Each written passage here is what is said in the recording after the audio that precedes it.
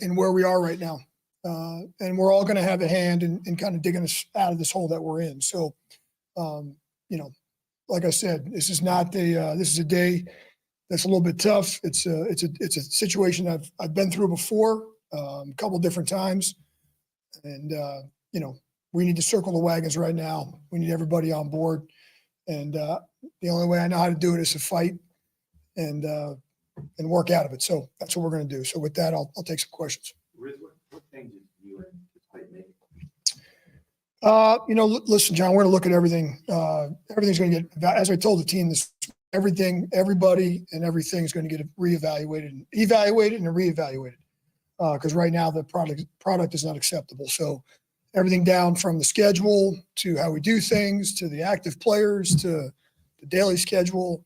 We're going to look at everything, how we practice, all those different things. And so really haven't made any final decisions on all that, but a wise man and the Hall of Fame coach once told me, if something's got to change, and something's got to change. So we're going to make some changes. When you say how we practice, like practice harder, longer, different? Yeah, I'm just talking about, we're going to, look at everything, really. So, there's a bunch of different ways to do it. I think we've been doing things around here the same way for a long, long time, and maybe some are good, maybe some aren't, and we can make some changes. So, but there'll be some different things that we do for sure. Yeah, I mean, not to sound like a broken record, but literally we're gonna reevaluate everything. Reevaluate everybody, everything, the staff, the coaches, the players. Because right now, when you lose 7 games in a row, we're obviously not in a place where we can just stay status quo. I don't think this is going to be Darren Rizzi taking over the steering wheel, and we're just going to keep the ship moving forward. We got to make some changes along the way. So this is not just a change at the top of the head coach. We got to look at and really evaluate everything that we're doing.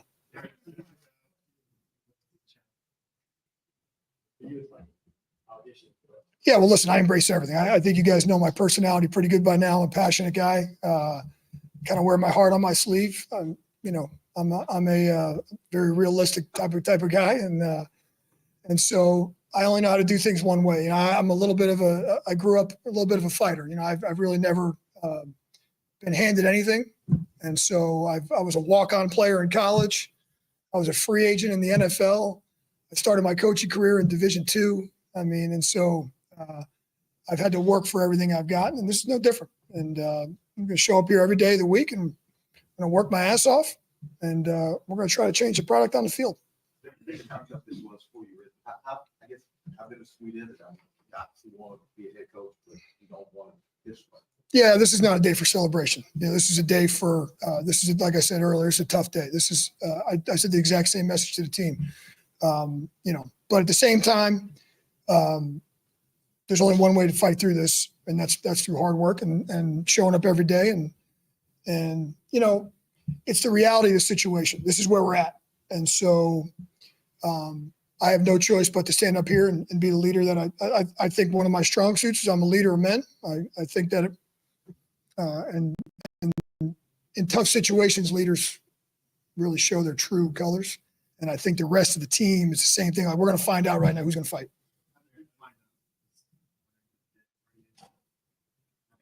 I'm going to keep that. I'm going to keep those private conversations. I'm going to keep those private. Have you talked to Mickey or Gail? Yeah, yep.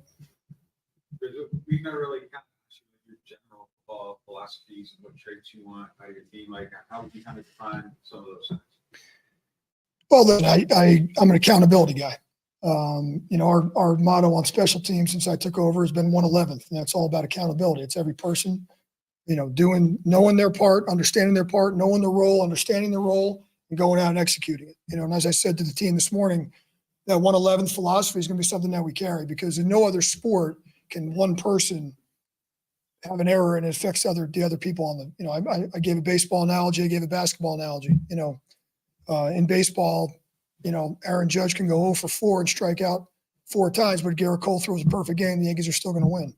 LeBron can drop 60. J.R. Smith can go 2 for 21 like he normally did, and LeBron could. They're still going to win. So my point is that can't happen in football. In football, one guy messes up on one play, it affects the other 10. And so I think that's one of the areas we can improve in. I think we can be more accountable. I'm always an accountability guy. I'm a keep it real guy. Like I said, I'm going to tell you how I see it. Not a lot of secrets with me. I think that players like that. I think players respond to that. I think it's one of my strengths. Like I said, I think I'm a good leader. And so that's how we're going to kind of keep it rolling. Was that Hall of Fame coach you're talking about, Bill Parcells? It was. And how much is each sort of? Well, listen, when I got into the NFL, Bill Parcells was, the executive vice president of the Miami Dolphins. He's the one that hired me. We're both North Jersey guys, and I grew up watching his Giants teams, and we're from the same neck of the woods, if you will, kind of same personality type guys. And that's how I kind of got to know Sean, through that kind of that tree, that Tony Sperano, Sean Payton tree. And so, so I had the honor and the privilege of working for Coach Parcells. And so, that was his quote. If something's going to change, something's got to change. So that always stuck with me. Listen, I think it's a tough day for everybody. I mean, I don't think anybody envisions walking in here in week 9 and there being a coaching change. But at the same time, I think guys are going to, I expect and I anticipate, my expectation is the guys are going to circle the wagons and we're going to rally the troops. And listen, I had a lot of positive conversations today. I don't think that we're in a situation where anybody's lost hope, if you will. And so, listen, I met with the leaders of the team. I think it was a very positive conversation. I expect the leaders to lead. We got to do better in a lot of areas, but in no way, shape, or form have I ever felt like we lack effort or anything like that. I think we're getting that. We got to execute better, and and really, there's no excuses. It doesn't really matter who's out there. You're going to hear a lot about that, and I've heard a lot about that. And this is the NFL, and everyone's dealing with that. So we got to go out. We got to execute better in all 3 phases, and we got to be more accountable. Like I said, locker room wide. But I felt like. I've had a lot of positive. I've touched just about every player today in some way, shape, or form, and I feel like we have a positive attitude right now. But at the same time, it's still a tough day. But this is the hand we've been dealt. We've kind of dealt the cards ourselves, but and so we got to play the hand and we got to move forward and work through it. How was being a special teams coach specifically help you build connections with all these players in the roster? Yeah, listen, I think between the special teams coach and the strength coach are really the 2 people in the building that really deal with the entire team. I've always felt like special teams coaches are well prepared to take over as head coaches because you're really dealing with I can honestly say I have a relationship with every single player on the team, quarterbacks included. I had a great meeting with Derek today and Spencer and Jake and those guys. And so, I think special teams coaches, like I said, we're very well versed league-wide in the situations. We're very well versed to being up in front of the room. We're dealing with every player. And so I'm very, very confident, very, very comfortable in that aspect.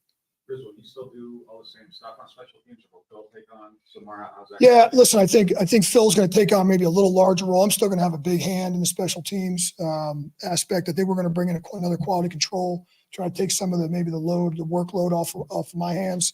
So I think we're bringing another guy in. I think that might get announced here the next day or 2, and we'll kind of look at the rest of the staff. But I'll still have a huge hand in the special teams. I think you guys know that I was already currently doing most of the game management stuff, and so that'll stay the same. And so yeah, and Joe Woods is going to run the defense. Obviously, Clint's already running the offense. We know that. So Joe is going to call the defense, and he'll take over calling the game.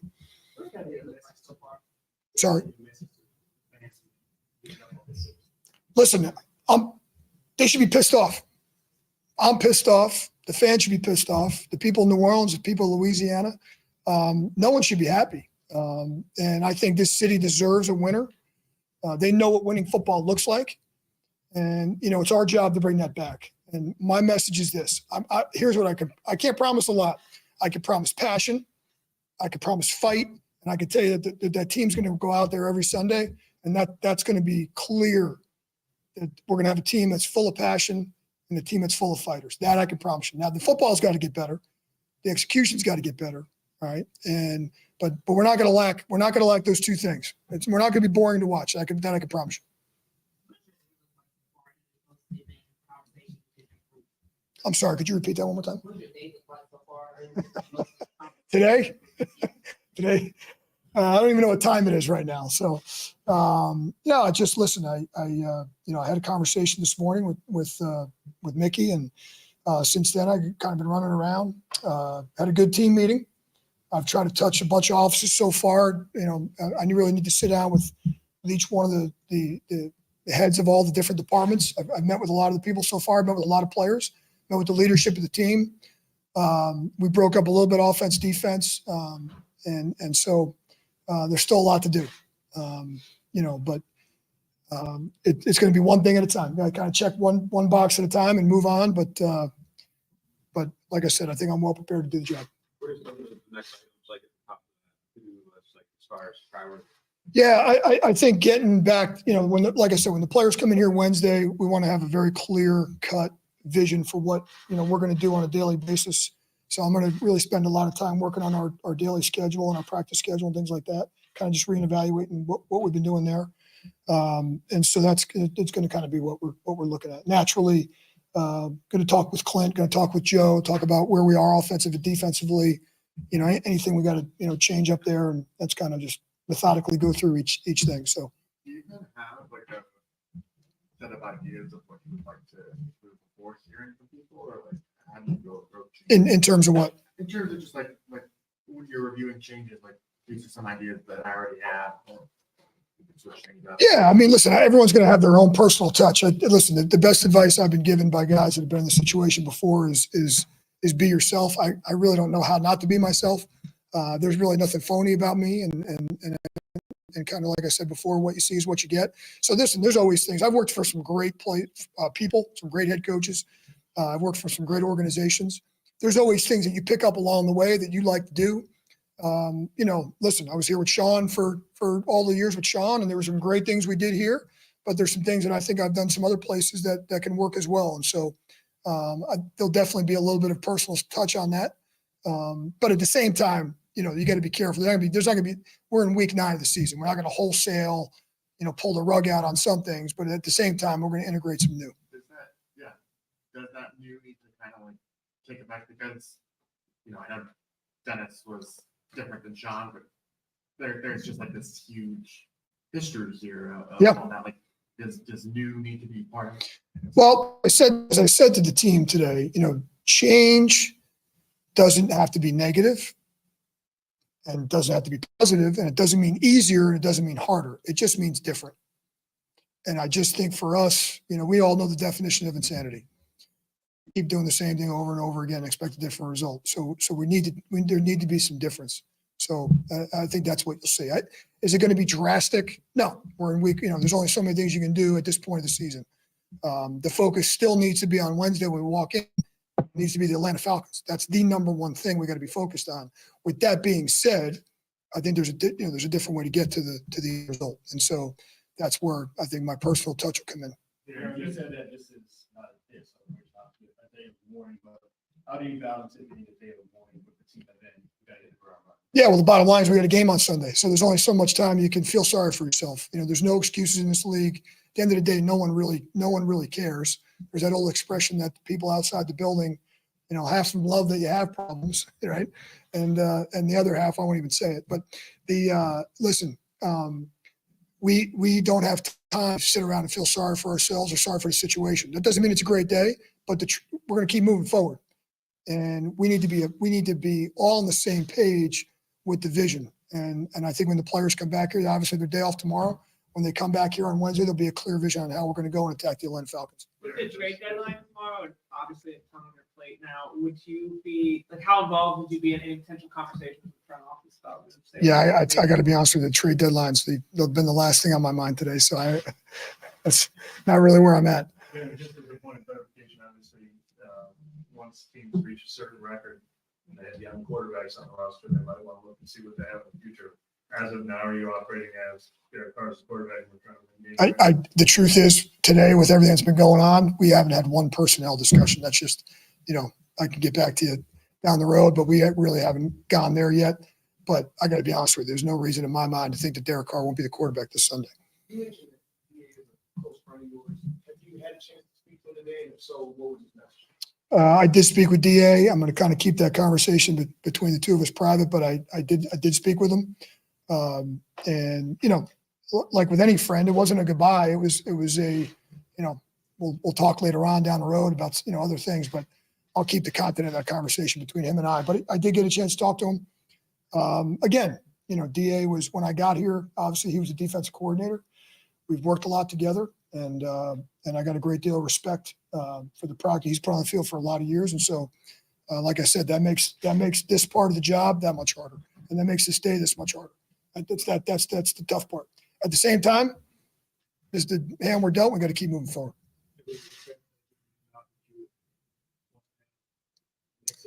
Yeah, I'm worried about tomorrow, but you know, this I've been fortunate that the organization is confident enough to put me up in front here, and I'm going to put my best foot forward for sure.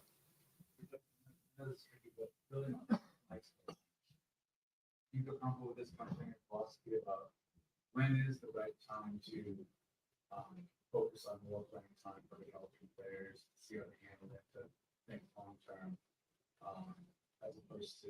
Well, I think, listen, the bottom line is, I mean, there's no secret that our roster's full right now of developing players. So there's a lot of guys playing on Sundays that are you know, in those younger roles. I mean, if you're alluding to the quarterback again, Derek Carr is going to be the quarterback this Sunday, as far as I'm concerned. So I'm not going down that road, and there's no reason for me to believe that won't happen. We're going to do everything we can to beat the Atlanta Falcons this Sunday.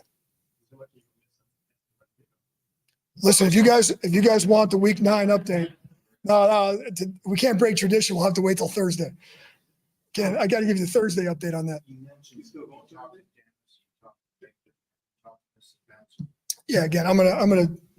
Well, unless I'm gonna keep those conversations private. Yeah.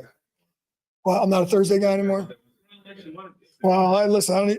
That shows you I don't even know the schedule.